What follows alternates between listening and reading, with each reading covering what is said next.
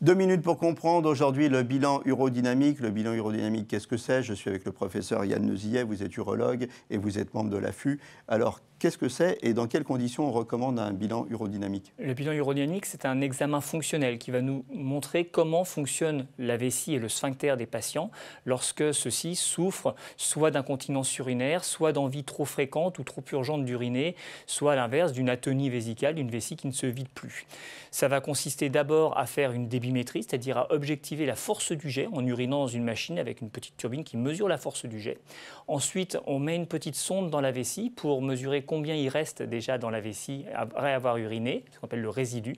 Et ensuite, on remplit la vessie avec un capteur de pression qui permet de voir si la vessie est compliante, c'est-à-dire qu'elle a une capacité à se laisser distendre normale ou non, ou à l'inverse si elle est trop rigide.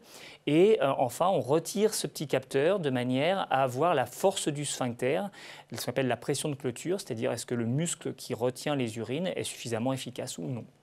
À partir de quelle fréquence par jour il faut s'inquiéter? En clair, combien de fois on va faire pipi par jour? La norme, c'est environ 6 à 8 fois maximum dans la journée et 2 levées nocturnes. Au-delà de 2 levées nocturnes, principalement, il faut s'interroger sur la raison. Est-ce qu'on boit trop ou est-ce que c'est la vessie qui ne se vide pas bien? Et le mieux pour ça, c'est de consulter. Est-ce que la rigidité de la vessie peut être précurseur d'une pathologie? Est-ce qu'elle doit nous inquiéter? Elle peut effectivement être la cause de pathologies comme la cystite interstitielle, qui va causer une infiltration de la paroi vésicale par des cellules inflammatoires. Et ça peut être aussi la conséquence d'autres traitements, comme par exemple une radiothérapie pour un cancer gynécologique ou un cancer du côlon. L'incontinence, ça touche les gens à partir de quel âge?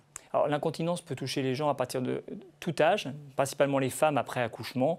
Ce qu'il faut surtout, encore une fois, c'est de bien qualifier la cause, et le bilan urodynamique sert à ça, à qualifier la cause de l'incontinence. Voilà, en cas de doute, en tout cas, n'hésitez pas à consulter.